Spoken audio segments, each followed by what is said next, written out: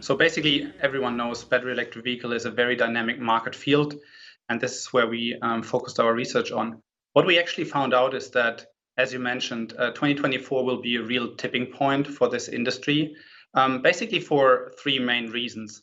On the one hand side, customers will really start to accept battery electric vehicles as a true alternative to their internal combustion engines or the conventional vehicles which they're buying right now. And this is mainly driven by an extension of the range of those vehicles, but also an ever-dense charging infrastructure, which will make it very convenient to drive those cars.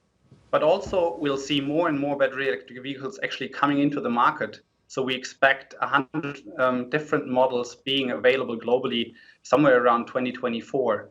And so there are a couple of reasons and which really kind of determine that tipping point being very close to where we are right now. I think the interesting thing is, though, Michael, yes, we see these new cars coming to market, but they're still too expensive for the average everyday consumer. At what point do they become price competitive with traditional vehicle cars?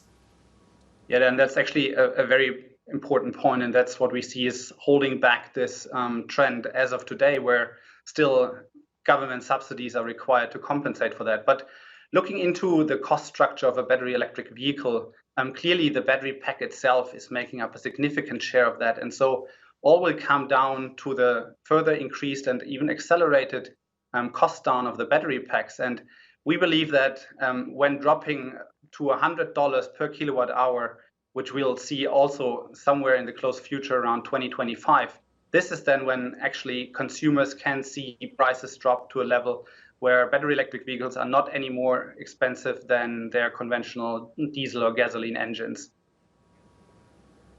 And you mentioned this as well, but one of the other big hurdles to mass market penetration is investment in infrastructure. There's still a lot of gaps out there with regards to where consumers are actually able to charge up these cars if they do own them.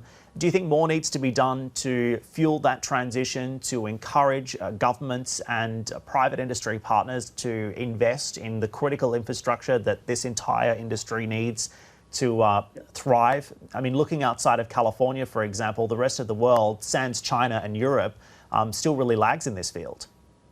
Yeah, no, that's actually a very important point. So on infrastructure, it will clearly require a joint effort of utility companies, governments, and also the OEMs to double down on those really critical points. And we see that actually happening around the globe. Tesla, of course, again, being a very important catalyst on this front, investing heavily in building their infrastructure, other global OEMs following on this.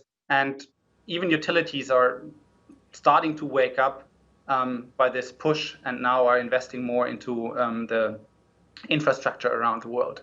But then, of course, there will be other challenges for those OEMs to really be successful after overcoming those challenges around cost.